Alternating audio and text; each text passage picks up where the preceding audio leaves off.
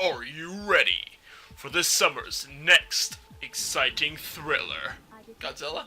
Dialogue. Ah! The movie. You promised gameplay! And you shall have it, my friend. All the way in part 3. Oh man, welcome back everybody. This is 100-Bit Comms. We are doing Zone of the Enders Part 3. And check out that PS2 graphics. That's pretty...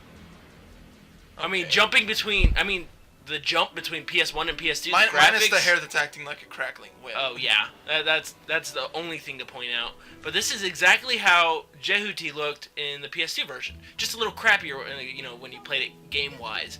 So just seeing this and then his new texture in the HD remake, oh my god, yes, much better. So check it out. Celvice? Celvice. Oh, Celvice, yes. She is your generic anime trope. I care for everyone. Oh, she can play an important part. As everyone saw in part 2. Oh god, I already dropped the main character's name. Leo. Leo, yes. Leo's homegirl slash love interest slash they're way too young for that stuff, so they just care a lot about each other. Oh, okay. Yeah. Yeah, they're like in their teens, their early teens, so I don't... Anime! Yeah, anime! But hey, we're finally fighting some robots. Yes, finally some real gameplay footage. And oh my god, this is a gameplay. What's the javelin thing? The password javelin. Okay, so the way that those little blocks that you see on the ground, most levels will have a secret sub-weapon. You don't necessarily have to get them, but I will be getting them. And they give you a sub move? Yeah, you see on the bottom right corner, right now it says none. That's where your sub-weapons would go. Would they stay? Yes, they stay with you. Oh god, I never actually counted them all. How about we count them all at the end? And you can switch between all of them at that time? Yeah, the D-pad. Up and down on the D-pad switches what weapon you're using, or what sub-weapon you're using. B is from a distance. Right there. From a distance is to use the sub-weapon. Because if you're up close and personal, it's the grab. Oh, okay. It's the grab move. But depending on what enemy you're fighting is whether or not they'll struggle out of the grab. And as you see right now, that bottom right, our count for javelins is at 0. So we have to collect the ammunition by destroying some raptors. So, ow, and come hither. These javelins all over the place. Yeah, each sub-weapon originates from one of these robots.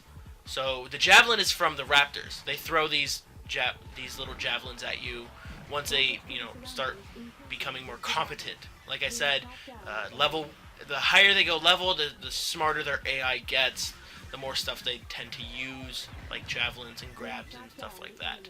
So, not necessarily right now, but eventually we'll be seeing that javelin. Oh, okay. Yeah, at least frequency-wise. She's just hanging out in the cramped cockpit? That's what I didn't, quite get for a minute. The duration of this game, while you're fighting and everything like that, she's hanging out in your cockpit. Oh. Yeah. And there's some more of your genericness. Don't worry, I yelled at you too. And that's what I love about Leo. He's very, very insensitive. And I'm not sure if that's just an accident on the translating part or whatever, but it's just he's very insensitive about everything. Oh, great. Leaving an insensitive, unstable teenager in the hands of a robot. Giant... What is it? Next generation robot that apparently destroys all life when combined with, Target Alpha or whatever, the one that the other guy have, can cause all life as you know it to cease. Oh. Metatron! We have to get to Mars. Yeah, so this is the overall purpose of the game. This is the reason why you are heading to this other group, the Antilles group. Or I actually don't remember their name, but I know that's Antilia? Yeah. No, it says it right there. Oh. No, Antilles is the ship. Antilia is the colony. I thought it was Atlantis. And I don't know. Atlantis? Yeah, that makes sense. Antilia, yeah. Maybe I'm just mixing up everything just because it's all very generic. Oh. do the names represent anything? I know. I know there's the Egyptian god thing, but Atlantis here. Well, we know Atlantis being the whole, sunken city and stuff. I don't know if Antilla is anything. It's vaguely familiar, but my history is just really wonky right now. I know Atlantis though was becoming relevant, at least historically, around the time of the Egyptians. With God, what's that philosopher the traveling philosopher that was like one of the only guys that documented Atlantis. And one of the reasons why we believe Atlantis is a city that sunk into the bottom of the ocean, because he documented it. Wonderful. Quote unquote. Yeah. So, but I do know that it happened around the time of this, because in other diaries he talks about going to Egypt and stuff and visiting the pharaohs and all that jazz. Yeah. They So can wait for death. yeah. Damn it! You're a child. Don't say damn it. Damn it. Yeah. No, he says "damn it" a lot. Really? Yeah. Okay. And Celvice is the voice of "Please help these people," and Leo's like, "Well, can we?" And then Ada's like, "No." I thought he was all big on not Caring. killing or not killing at all. Why Well- is he suddenly switching to ignoring them? I don't know. I don't get it. Inconsistencies. Poor dialogue. This is a slap in the Does face too. the writing suffer in this game? Like I said, the Ada stuff is awesome. It's hilarious. The Leo and Celise stuff is generic. Oh boy. But it's great listening to how nicely Ada will say things. Oh, okay. Yeah. What's great though is you see Ada evolve along with the other characters, and at least they stop being generic. Or Ada goes from this complex to more complex. I don't know. Actually, now that I think about it, she simplifies herself. Okay. This AI. Yeah. Okay. Some crap. Destruction. There was a battle here. And We weren't a part of it. Yeah, and clearly the only troop that was here to fight off the robots was only able to take one out, and then was swarmed by the other 5 squads. And now we're going to jump into the side missions. These side missions, the way they work is that you have, or the SOS missions, I should call them. You have squads of Raptors and remote-controlled robots that you have to take out without destroying any buildings or without destroying any survivors or killing any survivors or injuring. As you see, it is very hard not to blow up anything in this game, and you'll find out very soon here that it's almost unfair, at least the way you have to tackle these in order to get a 100% survivor rate. There's almost no guarantee that any of these buildings will survive, though, in these fights. Because you don't really have much control over it. Yeah. Oh, there went one. Yeah, there you go. These other squads in the background will be fighting and hunting down survivors. So it's almost, like I said, it's almost unfair that while fighting them off, that you could, protect survivors. The few times that I'm able to save all the survivors, 100% it, is attracting all of their attentions at once. Just flying around the map until all 5 squads are encountered. All the attention. And then drag them up to an unpopulated area. Okay. Very, very hard, because then you're fighting 5 squads at once. Which, when you individually, they're really easy to take down because you have their weak points and stuff. But when they're all thrown together, they can get really difficult because their attacks mesh well. Oh. While the Raptor is keeping you occupied, you'll have the mummies, the things with the shields. You'll have them, charge up their shots and fire at you. 81%. We gotta see. Yeah. Succeeded. And you'll see that it's almost impossible to get anything higher than a C on normal difficulty. If I remember correctly, it's also based on difficulty level. Oh, okay. So you won't see anything higher than a C. What a C's going on here? You won't see anything else. See, I understand. No, let's try to dodge that word. We won't achieve. No. We won't achieve anything else until we, bump up the difficulty to hard or very hard. Oh, okay. Yeah, you unlock a very hard mode once you complete the game, and yeah, it's very hard. Sounds like fun. No, it's not. Oh, okay. The only things that really change is the AI's difficulty level get boosted as soon as you start the game. Along with the bosses become a little more difficult, more health, stronger defenses and stuff. But as far as the Raptors and the mummies and the other AIs in the game, their level just gets bumped. So you might be a level 1, and the first Raptor that you fight is already a level 3 or something like that. Where here it's a little more, I want to say, easier because they're already level one. One might be level 3 in the group, but the rest will be level 1, as you saw in that group. I love how fast that happened. I'm trying to picture it through the other side. I know they're unpiloted, but it's like, hey, so how's that Pasco treating you? It's going, ah! Three of them are down in like 30 seconds. Yeah. What a shocker. Yeah, unfortunately, there was some lost footage of me just going really, really destructive with Jehuti. Once you get the controls down, you could take down squads in a matter of seconds. We're talking 3-4 seconds here. Like a combo system? Yeah.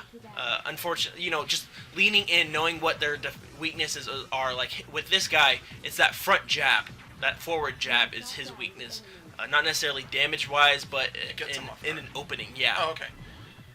Because that one is as well, the charged shot. But it's very difficult to land because if they shoot their laser beam while you do the charge shot, it'll counteract it and you won't land anything. So that forward lunge is actually very helpful. You'll see it later. There are other sword moves that I like using, but are a little more harder to pull off. They're great though, especially when you're fighting off multiple squads. Yeah, I'm trying to see this javelin. You showed it off a couple times. I'm not liking it really, now. Yeah, it's useless. You'll see me swap it out as soon as I get. Dang, that thing did a lot of damage. Oh yeah, these boxer guys. I believe their name is Boxer. Yeah, that move right there. That's one of my favorite moves, simply because it reminds me a lot of the sword charge attack that Link does. Oh, okay. Oh, yeah, I can see that. I really like it because it's the same formula. You have to charge that. You have to hold the right trigger to do the charge, and then you have to be close enough and press B, and then it'll do the charge swing that Link does. And his is the same thing. You have to press and hold B. It charges, and then Hoya! So I heard you like menus. So we're gonna cover all your stories. We're gonna talk again about how to get to the ending. You think they wouldn't be doing anything else, like when on those other sections when they're like talking about killing people? It's just you staring out of the cockpit, but you think they would have thrown in something rather than just staring at the floor? There are minor details, like while you're in the cockpit, every time in the bottom left part of the cockpit, there's a little circle thing. And what's really nice is every time you hear Ada's voice or somebody's voice, you see it vibrate. So it's just like a little detail that I liked when I saw it. What is it? Teams of I wonder what these are. So right now, these look like just information files, and EPS, the definition for EPS, is pulled up. Because it said teams, and I was thinking like Team Ferris wheel. I'm seeing like 3 Jehudis going, yeah, cartwheeling to just to destruction. We didn't last long. No, but this is talking about the next part of our mission. In order to get through, and this part takes up a bit, and people will drop the game. I know I dropped the game for, I think, a day or two because I couldn't figure out what to do here. Not in this particular part, but in the next coming part. One of the antennas is really easy to take down, and I think that's the one that I jump on first. The other antenna takes a little bit more exploration and backtracking to figure out how to necessarily take it down. But once you get them both down, you're able to destroy the main shaft and then get through, as you see here. Oh, okay. As you see Ada explained. One thing I will ask for you, viewers, is this left wheel. We have mentioned multiple times we are not Metal Gear followers. We do not follow Konami as often as we should, other than Yu-Gi-Oh. So if you see any of those names or information files or whatever, if they have any relevance to anything, if there's an Easter egg in there, please point it out in the comments. We love to see that stuff. We know everything about this game. Yeah, because the more somebody talks about Metal Gear, the more likely I'm going to want to play Metal Gear. I'm just saying it now. The more somebody mentions a game in the comments, the more I'm likely to pick it up and hey, maybe I'll do that for my next game. We could troll them and be all like, "Hey, you guys like Metal Gear, right? Got it. We're playing Zone of the Enders as a second runner." I will be playing second runner, just not off the bat. Oh no. No, just not after this. Spoiler alert, I need to play something else. I love Zone of the Enders, like I've pointed out multiple times. I've played the second runner. I'm almost done with my first playthrough of it.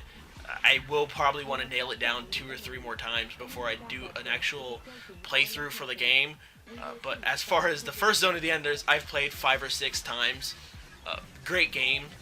I've played 2 or 3 times on the PS2 version, 2 or 3 times on the 360 version, and it's a great game. I can't say much else.